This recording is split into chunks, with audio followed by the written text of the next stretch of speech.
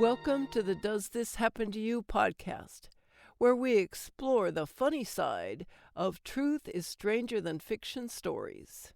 Our story this week is from the book Stripped Down, A Naked Memoir by Stacy Keith. Check it out on Amazon.com. After sunset, downtown Los Angeles is the urban dystopia of nightmares.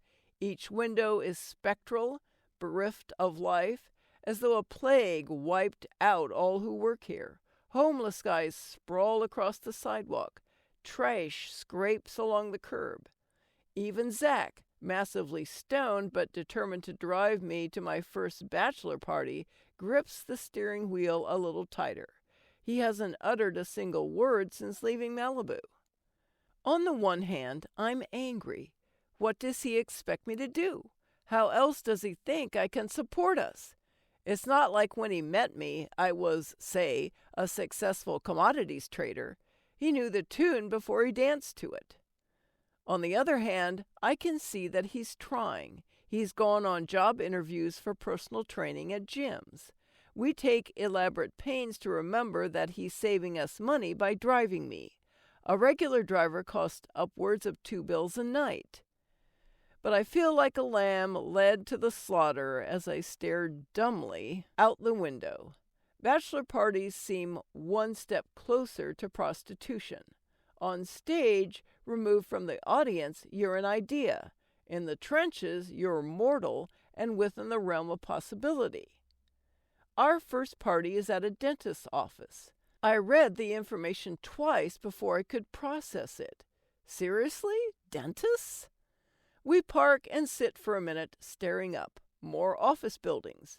The mirrored windows reflect more mirrored windows, a metaphor, if you ask me, for most of the people in this city. Well, ready to do this thing? Zach says. No. Silence. He knows I want him to turn the car around, to save me. I feel like he's sending me to the gas chamber, even if my death march is voluntary. Sure, I could have said, screw this, and walked away. From him, from California, from my half-baked acting ambitions. But it's easier to blame him. There are 1,000 moments of truth in every relationship, especially the one you have with yourself. Zach says nothing as he gets out of the car. He holds my door open for me while I hand him the boombox. Slowly, we go upstairs. The office door is rosewood. A brass-plated placard reads, Simon Carver, DDS. We have to lean on the bell for a whole minute before someone comes to the door. The man who answers is so massively wasted, he barely looks human. Not drunk, not stoned, but annihilated by something far more powerful. It looks particularly surreal on him with his polo shirt and pressed jeans and blow-dried hair. I can tell he doesn't have a clue why I'm here.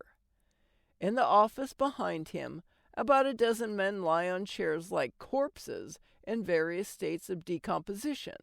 My heart sinks. Oh shit, you're the stripper, Polo Shirt finally says. Shit, come in. We've been waiting for you. Shit.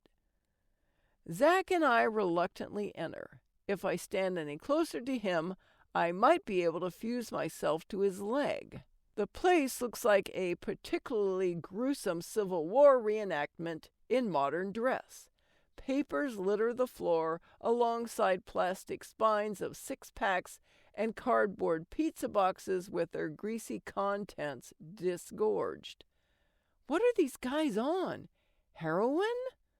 I don't see any needles. I do see big metal canisters, though, some upright, some on their sides. Fucking Dennis, Zach mutters. It's hippie crack. What? Nitrous. They're inhaling it. I've never known anybody on nitrous oxide, glue sniffers and the occasional gas huffer, but this is an unknown element. How can being this wasted qualify as fun? Polo lurches over to introduce me to the bachelor, whose eyes are rolled to the back of his head and whose lips are a scary shade of blue. "We've been partying a little," Polo says. "Okay, a lot. Shit. You guys want to taste?" "No!" I whip my gaze to Zach, but I can tell he's just as spooked as I am. "Well, shit, then. We're cool. Yeah. Let's see you get naked." Who am I going to dance for? If the bachelor's even breathing, I'd be shocked. Polo looks mildly interested, but I doubt he'll remember it in the morning. A few other Polos, along with a Ralph Lauren custom blend, struggle up from their delirium. One of them sucks down another hit of nitrous and goes limp again. I could probably sit and read Winnie the Pooh for all they care. So why hire me? Am I just a part of their idea of wild-eyed bachelor party debauchery? And these guys actually work inside people's mouths with sharp instruments? If I were a patient, would I know by looking at them that they were capable of being this stupid? I wonder if the bachelor's fiancé suspects that, on his last night of supposed freedom, he fried enough brain meat to erase every dollar of his pricey education. I think about the $500 waiting for me, moon pie huddled beneath our Mexican blanket at home. I've surprised myself by growing to love the sound of crashing surf in the few months I've been here. The fishy, salty sea spray that bathes you as you stand on the balcony with the wind sifting through your hair. Grabbing the boombox from Zach, I set it on the floor and press play. No point bothering to finesse it or tease the strip. I shed my clothes faster than a hiker covered in ants. The bachelor's eyes are still two crescents of white, head lolled back. Polo claps and loudly urges me to get into it. I have the unnerving impression that he means sex. "Just letting you know, I'm only here to dance," I tell him. "Yeah, baby, dance! Wow! Aren't you a hottie McHot? Really, just dance."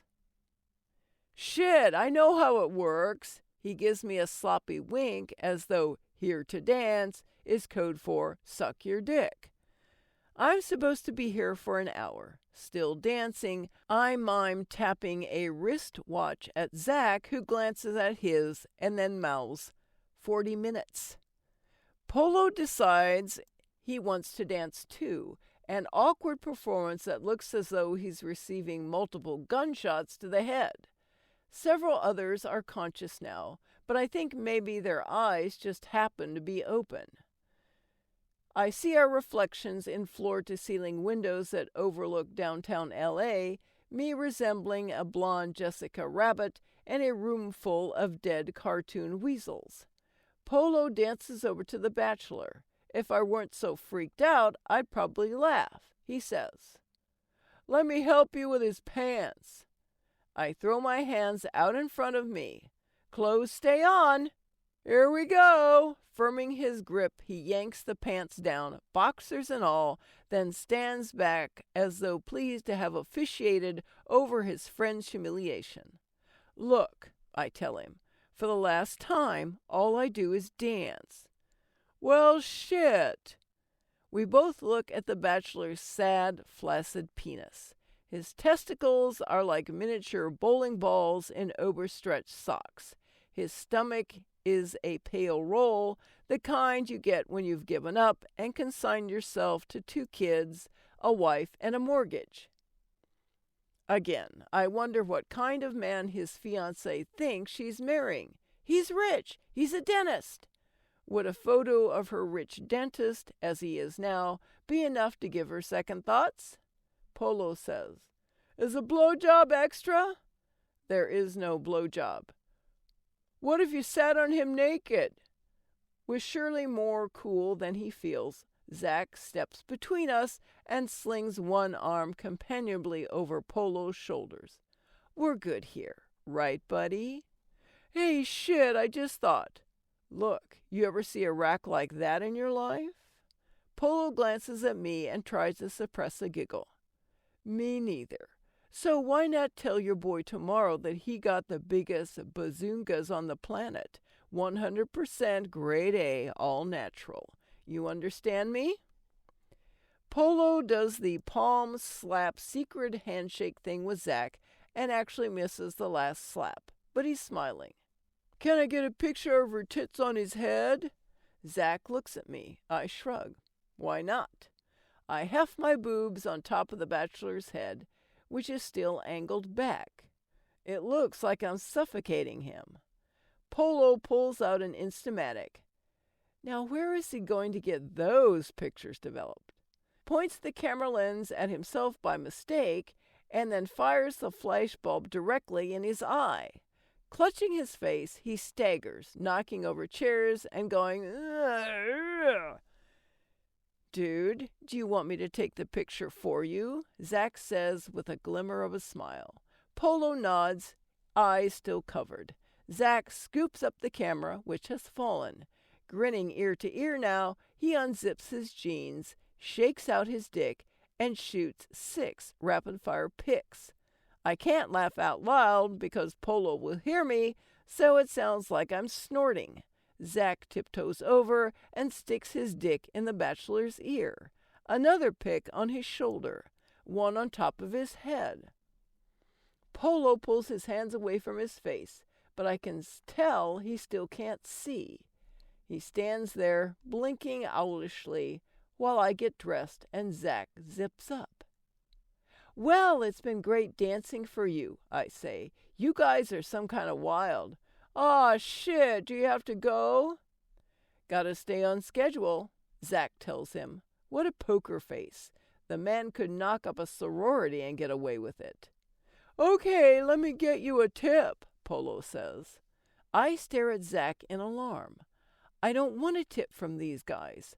I feel like I'd be taking advantage of them, and there is no way getting extra dough after the stunt we just pulled will lessen my guilt. I start to say something, but Polo pulls out his wallet, stares blindly into it, and then extracts a C-note.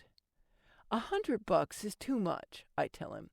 You guys were good sports. Shit. My gaze travels over the room again, these privileged men who are sprawled and semi-conscious. If this is the best they can do to celebrate a sacred occasion like a marriage, what decency can life have in store for them? The bachelor is doomed to divorce court before he started, only he'll be older and more bitter and less able to find any meaning in life. His wife will have the kids, the house, and half his assets. But he'll have his buddies, also grayer and fatter, to go drinking with, or suck nitrous with, or chase young pussy that, as time goes on, become ex-wives number 2, 3, and 14. I look at Polo and try my best to smile, me, the stripper, grieving over this waste of human potential. Pressing the money back into his hands, I say, keep it. Thanks for listening. I'm Chris Kepler, and I hope you enjoyed listening to these stories as much as I enjoyed narrating them. I'd love for more people to hear these wonderful stories, so please share and tell your friends.